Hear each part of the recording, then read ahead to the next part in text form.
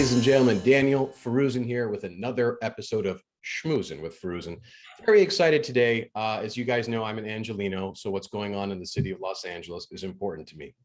And on that topic, we have someone here who can definitely opine about what's going on in the city. We have Mr. Eric Siddall, who is a deputy district attorney in Los Angeles. He's also the vice president of the ADDA. Very, very happy to have you here, Mr. Siddall. Thank you so much for joining us. Well, thank you. Appreciate it. My pleasure. I usually don't like to do lengthy introductions. I like to just jump into the meat of things. But in this particular case, I think your background adds to the conversation. Could you tell us a little bit about yourself? Sure. I've been a deputy district attorney for about 15 years. My father was actually a deputy district attorney in the early 1970s. He then became a defense lawyer and then eventually joined the public defender's office. My mom was also a lawyer in the 70s and the 80s in Los Angeles. My dad was born in the United States. My mom was born in Argentina. And so she was actually one of the very first or one of the few women to actually pass the bar back in the early 70s. Was also one of the very few Latina women in Los Angeles that was practicing law at the time. And I became a deputy district attorney because one of the things I always loved about the job of being a prosecutor is I think that you get to defend those who are the most vulnerable on the street level, those who are, who are picked on, those who were the underdog on the street level. You kind of give them power in court. And I saw that through what my mom was doing, what my dad was doing. In fact, actually, a funny story is my dad and my mom actually met in court. My dad was a deputy DA at the time, and my mom was a defense lawyer. It was one of her first cases, and she walks into court, and my dad could kind of figure out this was one of her first times in court, and said, "Okay, you need to stand here. You need to say not guilty, and then we're going to go have lunch." And okay. That's what happened. That's a very cute story. So it's interesting. Your father did public defense and your mother did public defense. Well, my mom was a private defense lawyer and she did a lot of immigration as well during the 80s. Okay. So parents have defense background and you hopped into the district attorney's position because you like standing up for the people who are getting victimized. Is that kind of the gist of it? Right. Okay. I can appreciate that. You're also part of the Association of Deputy District Attorneys. Right, I'm the vice president. I'm sorry? I'm the vice president of the Association of Deputy DAs. Got it, wonderful. And I understand it's about 1,000 deputy DAs are part of that union? So yeah, it depends, it fluctuates. Right now, there's only about 850 DAs. We're actually pretty low in terms of our numbers. A lot of people left because of George Gascón, and the attrition rates have been pretty high. So we're usually about 1,000 or 1,100 deputy DAs. We're about 850 now. Okay. So you think that's directly attributable to George Gascón? Yeah, I think there's a lot of people who have left the office for other DA offices, or they just kind of find it pointless. Interesting. Okay, so let's do big picture. From the DA's perspective, if I had to give what's overarching perspective of the crime situation in Los Angeles right now? Well, Los Angeles experienced one of the great crime declines. It wasn't every major city in America, but a few of our most important cities like Los Angeles, New York, experienced this huge crime decline from 1994 until just a few years ago. And unfortunately, now what we're seeing is we're starting to see a new trend, and that is a trend of increasing crime, especially in neighborhoods in Los Angeles that are the most vulnerable economically. Those neighborhoods have really been hit hard, especially on the issue of violent crime. And neighborhoods like Watts, neighborhoods like Florence, Firestone, neighborhoods that a lot of West Siders probably never even venture out to, much less know where they're located. Those neighborhoods have really been hit hard. So while we see a general increase in crime throughout the entire city, crime is very spatial, and it increases in certain places. It will increase 100, 200, 300%. Like in in Florence Firestone, for example, you saw like a 200% increase in homicides. Watts experienced 150% increase in homicides. And those were places that were already experiencing extraordinary levels of violence compared to the rest of the city. Yeah, it's a good point you bring that up, that it's a spatial issue.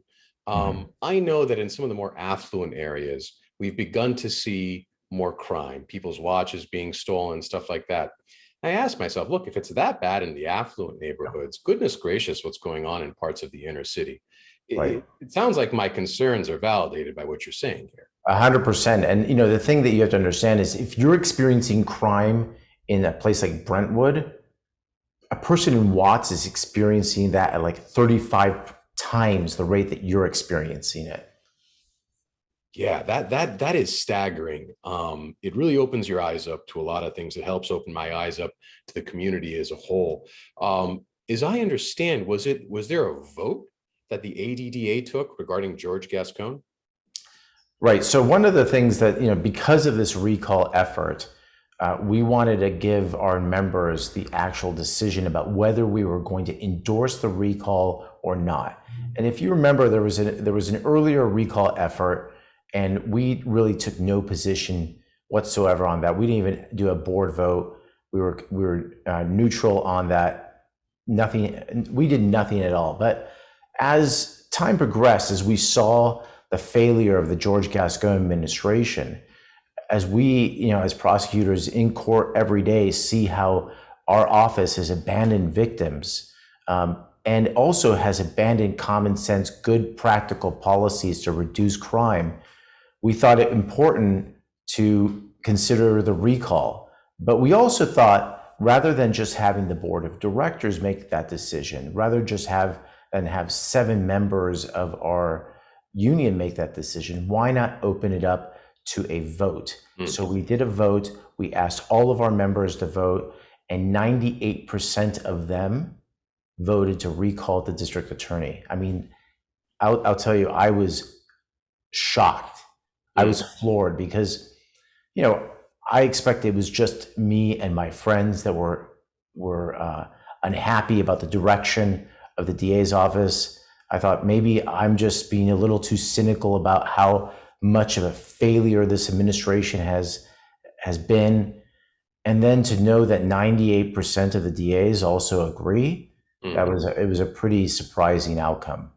Out of curiosity, and I don't know if you can speak on behalf of the 2% that didn't vote in favor, what was their perspective? I don't know. Okay. I honestly don't know. I could understand giving him a chance, which was what we tried to do. In fact, when he first got elected, one of the first things we did was we called him up to congratulate him on his election, even though, I was an outspoken critic of him during the entire DA election, and as was the president of the association, Ms. Hannessy. We both made we thought, okay, the election's over. Let's get down to business. Let's unify the office. Let's try to get things done. He's the elected DA. We're going to, honor that election and do what we can to support him. And so we called him, and the conversation lasted about 5 minutes. And it was very clear that he had zero interest in working with us whatsoever. Now, look, elections are tough. It was a tough election. We fought hard to make sure that Jackie Lacey remained as our DA. He fought hard to become the DA. But at the end of the election, you would hope that a more mature person would say, hey, you know what? We had our fight. The election's done. Let's get to work. And he clearly has zero interest in doing that. Okay, that's interesting to hear. You've made some strong statements about him. Only recently. Okay, fair enough. Maybe even on this podcast a moment ago, but you've said he purposefully represents defendants or something akin to that. Can you tell me why you say that? So one of the things that he did when he first came in is he brought in a group of public defenders. And look, my dad was a public defender. My mom was a defense lawyer. I believe everyone deserves a good, a right to, not not only a right to representation, but good, zealous representation. But at the same time, we have different duties and we have different obligations as prosecutors. And you can't have someone who comes into the job thinking that you can abolish the entire prison system. And he brought in a couple of people who are extremely radical in their political beliefs. They're extremely ideological, and they believe that prisons should be abolished. And while that may be great in the land of unicorns and rainbows, that's not the world we live in, right? We live in a world where there are violent people, and those violent people generally terrorize neighborhoods that we were talking about earlier. And you can't just let them run that neighborhood and kill whom they want and rape whom they want and think that you're just going to give them therapy and it's all going to be okay and you don't have to put them in prison. So when I say that he represents defendants, it's because of who he puts in around him in terms of his circle of trust. And he has put in some pretty radical people that have said that we should burn that shit down. And that's what they said during the last civil unrest that we had during 2020. One of them has put on a shirt saying that the police are trained to kill us. So when you have people like that running the DA's office, you get radical policies. And we saw those radical policies implemented in the series of directives that he unleashed on the DA's office on December the 7th of 2020. And now we are seeing the results of those directives, what it means, how those directives are extremely pro-violent criminal. And we saw that recently in the El Monte killing of the two officers. We saw that recently in the killing of a defendant who was recently released, a juvenile defendant who had murdered two people as a juvenile, and then recently in April had murdered a third person after he was released because of George Gascon's policies. And we're just seeing it every day in court. We're seeing the lack of gun enforcement. We're seeing repeat offenders come back in and only just to be released immediately after the police write the reports. When you say he's brought these radical people in, let's push back. I might know what you mean by that, but what does that mean? He's brought them in where? Into the district attorney's office? Are they just his assistants? Are they running policy? Do they have formal positions? They all have formal positions. They're special advisors to the district attorney. And these are the people who are not just, they're writing policy and they're implementing policy.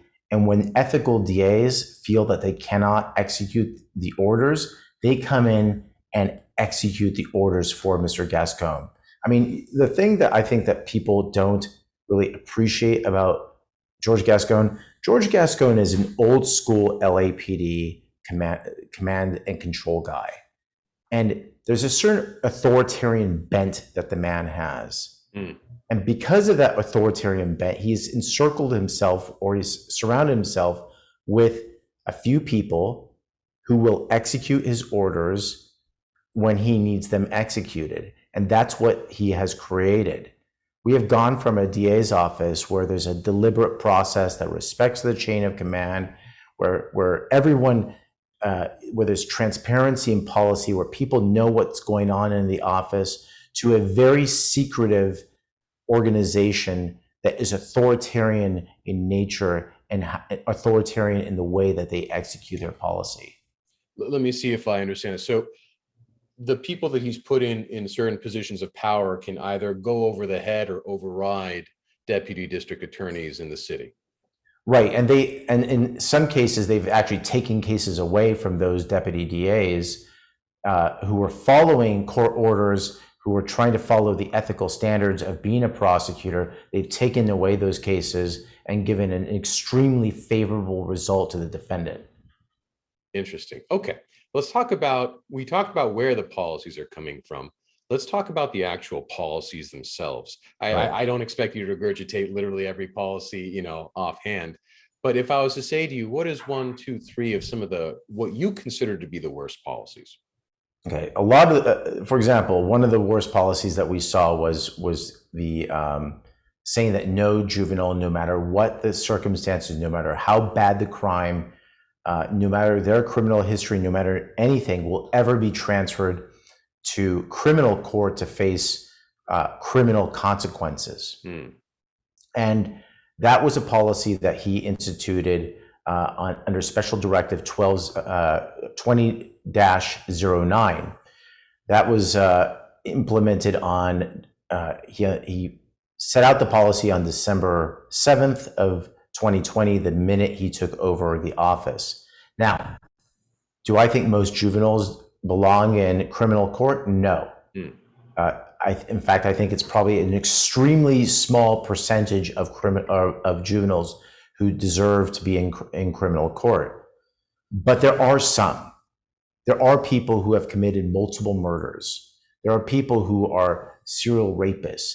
Those are the types of individuals that you want in criminal court, because the juvenile court doesn't have the capacity to rehabilitate them in such a short period of time. So just so people understand, in juvenile court, juvenile jurisdiction ends at age 25. So if I've committed 5 murders as a juvenile and I'm in juvenile court, the court's jurisdiction over me ends when I'm 25, and I can no longer be in custody. I can no longer have rehabilitative programs. I can no longer be monitored. I'm free as a bird. It's like nothing ever happened to me. Which is precisely why on some cases, the cases where you want that person to be in custody for longer because of what they've done is so heinous, you want to move those people to criminal court so that the criminal court jurisdiction never ends, right? So they can go to prison or they can be dealt with in an appropriate way that lasts beyond the age of 25.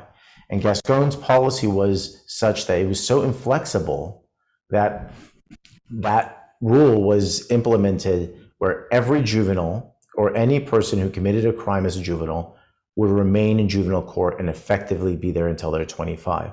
Now, what are the practical implications of that? There's a couple famous cases, the Hannah Tubbs case, and that was a case where a juvenile had sexually assaulted a girl in a Denny's, and what happened was he was actually captured later past the age where the jurisdiction of the court ended. And then because of that, there was really nothing you could do to him. And not only that, but then he said he was transgender, so the court accepted that and put him in a female facility with female youth. So you have this older female, or you have this older juvenile who's around the age of 25 in with a bunch of female juveniles in a custodial setting. Now, what eventually happened in that case was they realized that Tubbs had murdered someone, and so Kern County took Tubbs and is now prosecuting Tubbs up in Kern County for murder. But the policy of Gascón was that Tubbs could not be properly prosecuted because Tubbs was always going to remain in juvenile court under the Gascón's directives. Recently, what we saw is a case called Bibiano. Bibiano murdered 2 people, 2 gang members. I'm sorry, he was a gang member. He murdered 2 people and severely injured a third in 2009. Bibiano was eventually convicted as an adult, tried by a jury, convicted. His Court of Appeal case was affirmed, but there was a change in the law that said that we had to determine whether jurisdiction should be in the juvenile court or the criminal court. And that was after he was the age of 25 that decision was being made. Again, Gascón said, well, we have a policy. And that policy is that anyone who committed a crime as a juvenile will remain in juvenile court. Effectively, what that meant was that Bibiano, who had been convicted for 2 murders by a jury in criminal court, was now free. Within a year of him being free because of Gascón's policies, he commits or he's arrested for another murder. That is a direct result of Gascón's policy. It's a direct result of the absurdity of his policy. Let me see if I understand the policy correctly. So if someone commits a crime, let's say age 24, still a minor for the juvenile courts.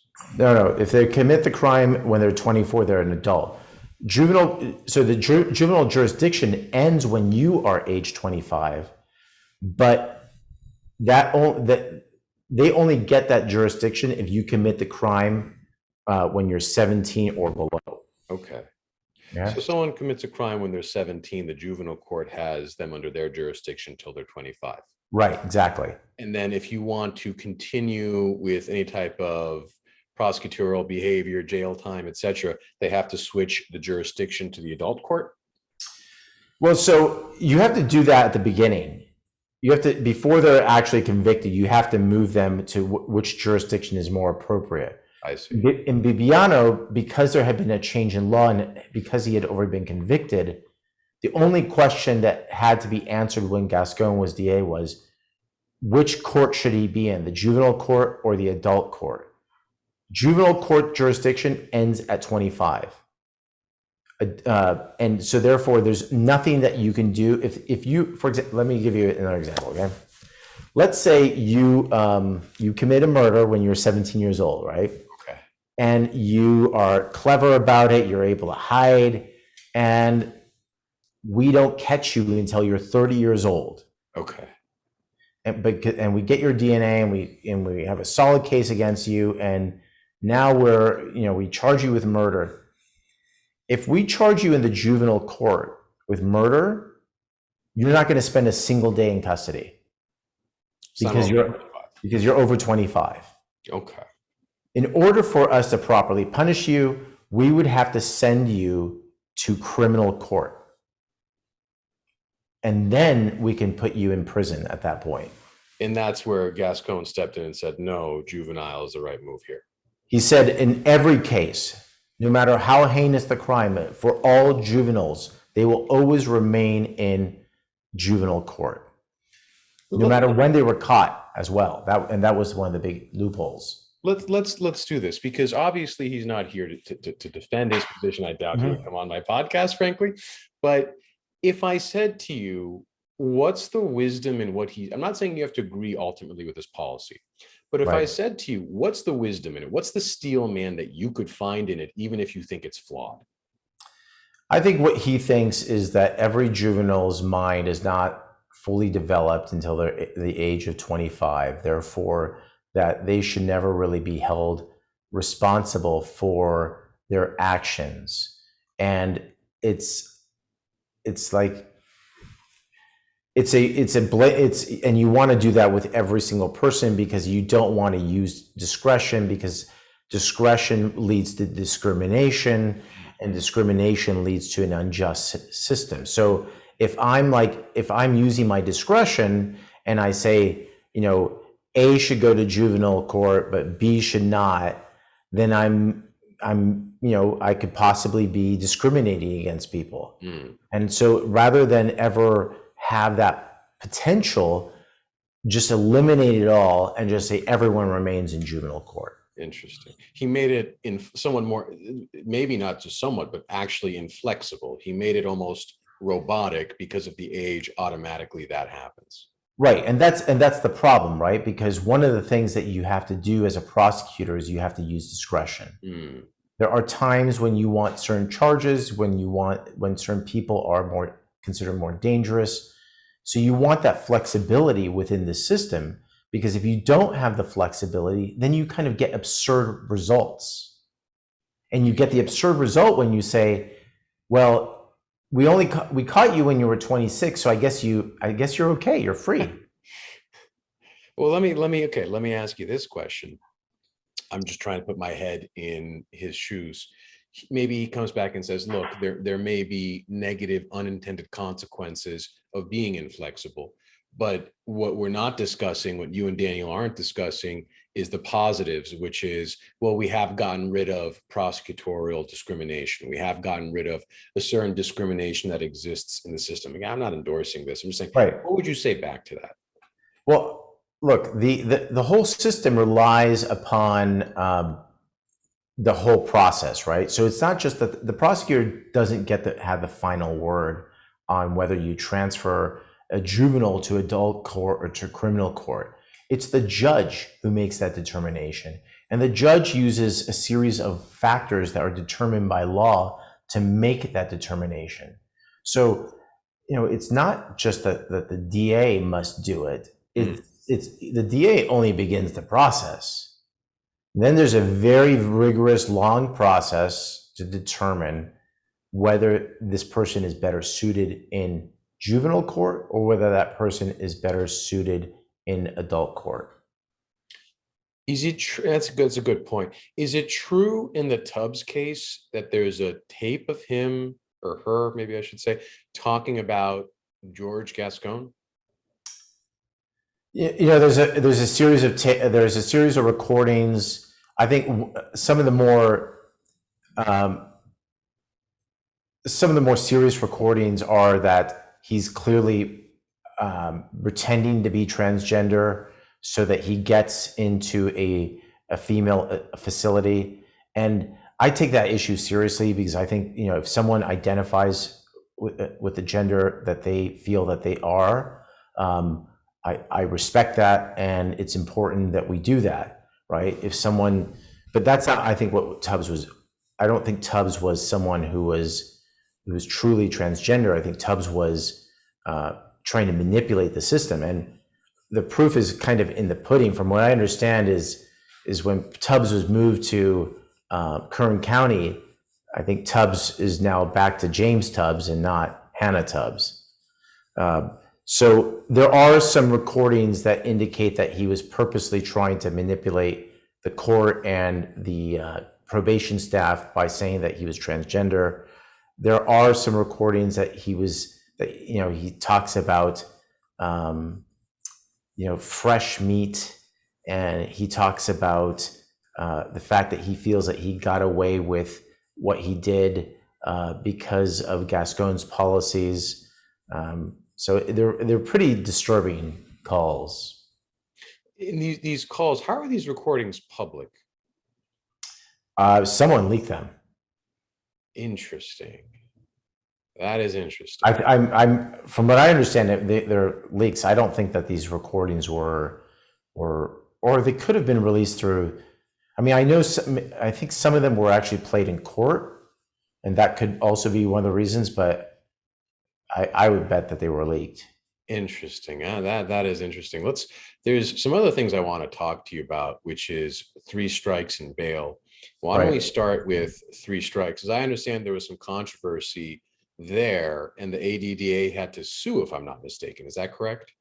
Right. So as we talked about earlier, there was a series of directives that he instituted back on December the 7th of 2020. One of those was regarding the 3 strikes law. He basically said, we're no longer enforcing 3 strikes. That's just, it's off the table. Dismiss every 3rd strike or 2nd strike or any strike that is alleged within a criminal complaint or a criminal information. The problem with that is that 3 strikes is one of those laws that is non-discretionary. And the reason it's non-discretionary is because that's how the voters and also the state legislature wrote the law. They say the DA shall plead and prove strikes. So we had to go to get an injunction at the Superior Court level. And let me tell you, I don't know of any time, at least in Los Angeles County history, that a DA has ever had to have an injunction telling them to enforce the law. In fact, I don't know of any time in American history that has ever happen before, because generally the DA will enforce the law. His position was that he is an absolute, he has absolute power on this issue, and that he does not, no one has the right to review his discretion when it comes to filing strikes, despite that there is a long history of case law and the statutory language is clearly states that this is a mandatory duty. Recently, the case went all the way up to the Court of Appeal, and the Court of Appeal again stated you're not an absolute sovereign. In other words, that you're not like a little petty dictator that gets to determine everything. You know, there are laws, you have to do it. Basic civics, right? There's 3 branches of government. Apparently, I think Gascón kind of missed constitutional law.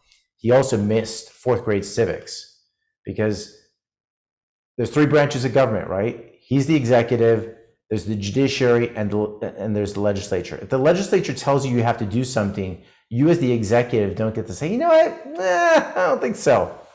But that's what he did. And then the court said, well, actually, you can't do that. So you have to enforce this law. And it's funny because I heard him even today, and he's still kind of like incensed about the whole thing, that someone is telling him what to do. I'm like, this is a nation of laws. This is not, you're not a petty dictator.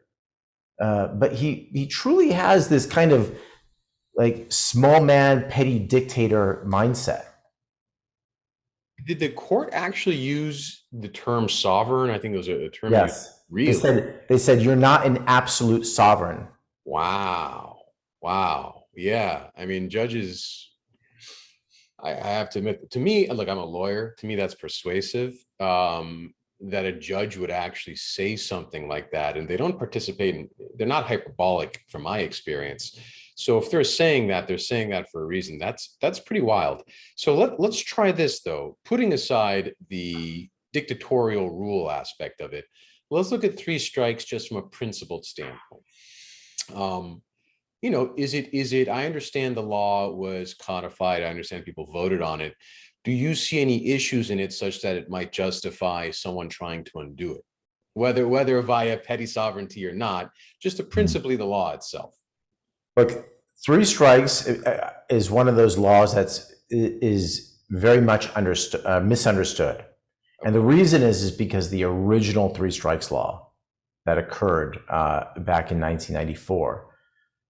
3 strikes was passed by the voters and then also by the state legislature almost at the same time back in 1994. Since then, there has been a major revision of 3 strikes, and that was in 2012, where we saw a major change in the way we handle 3 strikes. Now, interestingly, the 3 strikes law that was passed in 2012 basically uses the Los Angeles County District Attorney's model that we've had since the year 2000. So since 2000, we have really, very rarely will we ever charge as a 3rd strike or ask to be sentenced as a 3rd strike felonies that are not serious or violent. Now the law says that all felonies on the strikes must be serious or violent felonies. There's good data that actually shows that 3 strikes reduced recidivist levels for 2nd strikers because the 2nd strikers were afraid to be 3rd strikers. There's actually very, very good data on this. There was good sophisticated analysis that was done by social scientists on this issue. So I think there are some good reasons to implement 3 strikes. Now, do you want it in the old way where it's so draconian that everyone's going to prison for 25 to life? No. But if you're a rapist and you've committed a series of very violent felonies, and you do it over a course of time, and you're a repeat offender, I think those are the people that we have to put in prison. And so it was Gascon's policy was, even if they have 3 serious strikes against them, the repercussions aren't there. Right. And this is how absurd it was. And it goes back to kind of what we were talking about in terms of generally these policies that lead to absurd results. If you have person A who commits their first felony, let's say it's a robbery, okay? And then you have person B who has committed 5 robberies. Under Gascon's system, A and B get the same sentence. Okay. Right? That makes no sense whatsoever. That a career criminal gets the same sentence as the guy who just committed his first crime. And that was Gascon's 3 strikes policy. Interesting. What would his rebuttal to that be? What would his office say? So his explanation was that long sentences do not reduce recidivism. Okay. And then he cited a study that supported that position. But here's the problem. There's no problem with the study. The study's fine. But the study doesn't say what he says it says. The study was talking about non-serious, non-violent felonies like drug possession in Texas. Huh. And it is true. If you start to put people into the criminal justice system on these low-level offenses, they become involved in this cycle where they don't get out of the criminal justice system. And that's where I think we need real good reform. That's the area where we want reform. We want reform to make sure that people who come in contact with the criminal justice system only have one contact and then they're out of there, never to come back. That's what we do. That's how you have good reform. So he read the study, or he cited the study. The study actually shows nothing, or it says nothing about what he says it does. But even better, that study that I told you about 3 strikes, is actually cited in that same study he quotes from. So all he had to do was actually read the other studies that are cited by the study he cites.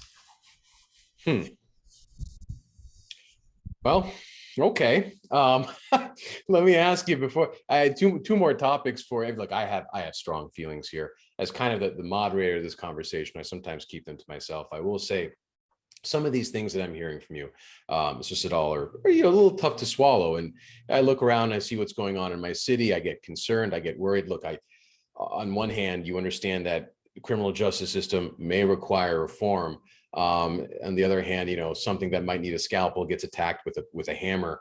Right. Might not be the right, that's I feel, and that's the problem with these things. Sometimes I feel like where nuance and critical analysis is necessary, sometimes we'll just fall back to ideology or broad brush and things of that nature. So that's why, by the way, that's why I appreciate you coming on a long format podcast. This is not you've been on much larger news shows. It's like 5-10 minutes maximum. It's nice to have you on a long format podcast where I actually get to dig in to the details. So 2 topics before I let you go. And you've been very generous with your time, sir. I want to talk to you about bail. And then I wanted to talk to you about, what do you suggest about reform? So let's start with bail, because I know before we did this, when I told my friends I was having you on, the smash and grab stuff, a lot of questions about that. So what's going on with the bail? So again, it's one of those kind of absurd policies that lead to absurd results. He said no bail for anything that's not a serious or violent felony. Well, serious and violent felony means it's a strike. Those are strikes. So the state legislature and the people of California have kind of limited those types of what we consider serious and violent in the legal world is not what is actually serious and violent in the real world. So, for example, felon with a possession of a firearm. gang member with a firearm, those types of things. In the real world, that's pretty dangerous. I guess the Supreme Court doesn't think so anymore, but seriously, this, that's dangerous, right? You have a guy who has a criminal record, who's a violent felon with a gun. Bad things usually happen. And there's a reason why we have all these gun laws in California, and that is to make sure that guns are in the proper place, used by the proper people. Well, Gascón said, I don't even think he understood what his policies were, because people like that were given $0 bail. In other words, they were released immediately. So a police officer would arrest a felon with a firearm, and because of Gascón's policies, that person would be released before the police report was even written. And people would be arrested over and over and over again with guns, and nothing was happening to them whatsoever. The El Monte case is a perfect example of this. That guy was arrested with a gun, and Gascón basically did nothing at all to that person.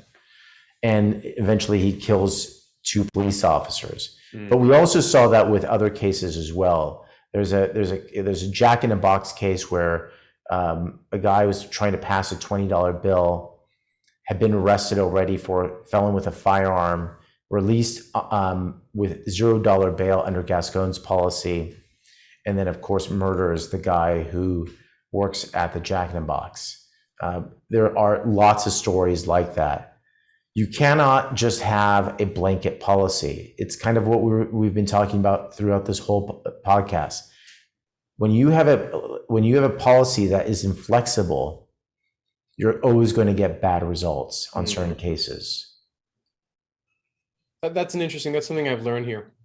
It seems to be not necessarily the policies, but their lack of flexibility, that taking away the discretion from the district attorney, taking away the ability to make a case-by-case analysis. And it sounds like, from his perspective, he would be doing that to reduce discrimination.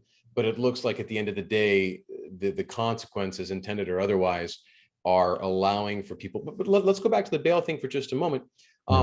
If someone commits a crime, people bail so they get out, they're eventually going to be brought back into the system to be processed in front of a judge, right? It's just between now and then they're out back on the streets. Do I have that correct?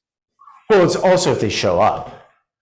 They may never show up, what we have now is we have people who are committing crimes while they're out on bail. And normally at that point, you start to ask for the person to come back into custody. We're not doing that. We're also not punishing them for committing additional crimes while they're out on bail. There's a special section of the penal code that says we can add additional years if you commit crime while you're out on bail. We're not doing that either. So there's really zero consequence right now for any criminal behavior while you're out on bail. You might as well commit more crime. And by the way, while you're committing it, you might as well use a gun, because he's not going to do anything about that either. Okay. Before I let you go, let's talk about your view of what can be done to remedy the situation. I leave that question rather broad. Remedy criminal justice reform, remedy whatever it is that Gascón has done that you disagree with, remedy the current state of Los Angeles. What would you do? Well, again, what I would do is I would start to look at certain types of people who are just entering the criminal justice system. I would give those people more leniency, give those people more programs, really target reform on those individuals so that they're not cycling back into the criminal justice system. On the other side, in terms of the people who are actually the violent actors, the drivers of violence, I would seek a policy that actually reduces violence. And what that means is that you focus in on the shooters, you focus in on the people who are mobilizing gangs. Those are the two targeted groups that you want. Those are the groups that are actually the drivers of violence. They're the ones who, there's only a very small percentage of career criminals or gangsters who drive the gang to violence. Most people think, oh, all gang members are the same. You have 100 gang members in a gang. They're all violent. They're all like hardcore criminals. That's really not the case. A few of them are. A few of them are the ones who are like, hey, let's go out on a mission. Let's go kill, our rivals. Let's go put in some work. Let's go show up the other gangs who are, that we're the ones that are in control here. But if you eliminate those 3 or 4 guys, the gang really disappears. It kind of wilts like a plant that just hasn't been given any water. And you can really disrupt criminal street gangs if you target those individuals rather than focusing on all 100 people who are breaking the law. And I think you get great results with that. You get lower crime, lower violence, which that's what we should be aiming for. And you get less people in custody. Because those 3 guys or those 4 guys are getting the other 96 guys to mobilize. Yeah. And so if they're not mobilized, you're not putting in 100 people in prison. You're putting in 5 or 4. Interesting. Okay. This has been enlightening for me. I really do appreciate, again, you coming on a long format podcast. These are not always the easiest because there's follow-up questions. You have me asking you to steel a man, Mr. Gascón and all this other stuff. So sincerely, it's appreciated that you came on. We're going to put this on YouTube and Facebook. Very curious to see what the feedback is going to be. A lot of people were talking to me before we did this recording. A lot of people have strong feelings about what's going on in the city, about George Gascón. So the fact that you came on my podcast to talk to it, I am sincerely appreciative. I know the listeners will be appreciative. I always like to give the guest the last word before we stop the recording. Well, first, thank you so much for giving me the opportunity to talk about what's going on in the district attorney's office. I think we really have a great opportunity to have long-term, sustainable, reasonable reform in Los Angeles County.